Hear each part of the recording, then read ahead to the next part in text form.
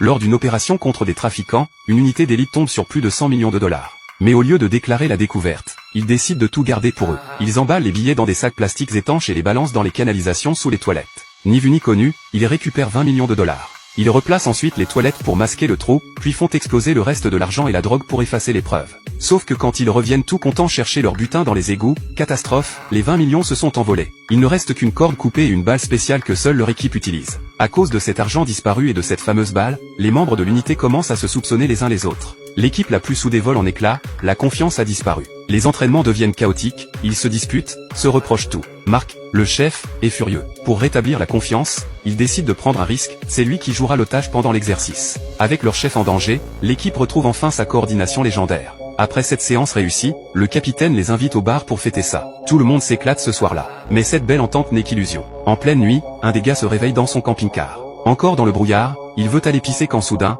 un coup de klaxon de train retentit. Il se retourne, un train fonce droit sur lui. Quelqu'un a mis son camping-car sur les rails pendant qu'il cuvait. Le gars panique, il essaie d'ouvrir la porte mais elle est bloquée de l'extérieur.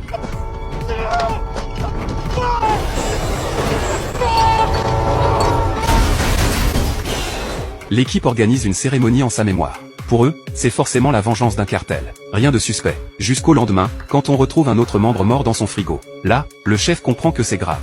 Il fonce avec des enquêteurs pour retrouver les autres, mais les deux prochains qu'ils trouvent sont déjà morts chez eux aussi, dans des conditions horribles. Les survivants paniquent complètement. Ils sont persuadés que quelqu'un tue pour récupérer l'argent. Ils se suspectent mutuellement, sortent même leurs flingues.